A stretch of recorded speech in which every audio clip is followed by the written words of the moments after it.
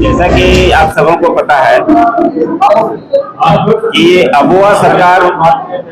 रांची का जो सरना स्थल सीरम टोली में ही रैंप निर्माण करके आदिवासी भावनाओं को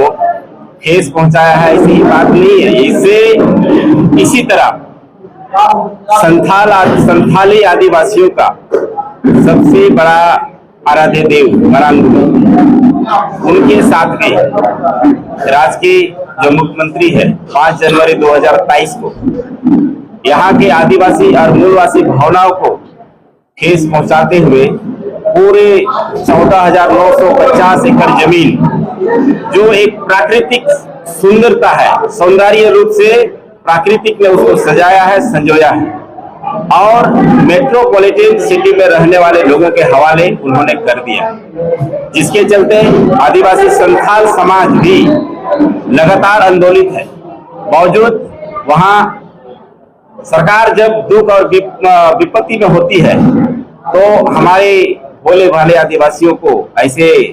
आराध्य देव के पास जा करके अर्जी करते हैं, विनती करते हैं कि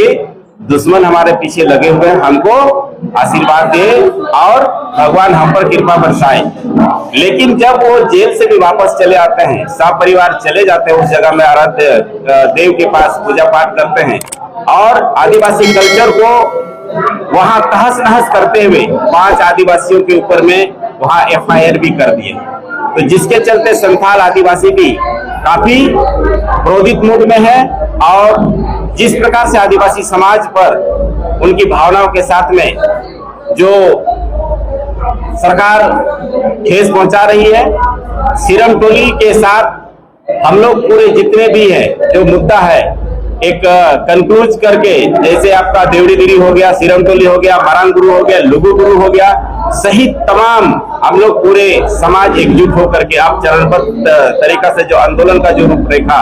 जो खींचा है यहाँ के अगुआ साथियों ने, उसके साथ में हम संथाल आदिवासी भी कदम से कदम मिल करके चलने के लिए हम लोग भी कृत संकल्प हैं। धन्यवाद। मेरा नाम सिकंदर है, मैं मरांग गुरु गिरिडीह से।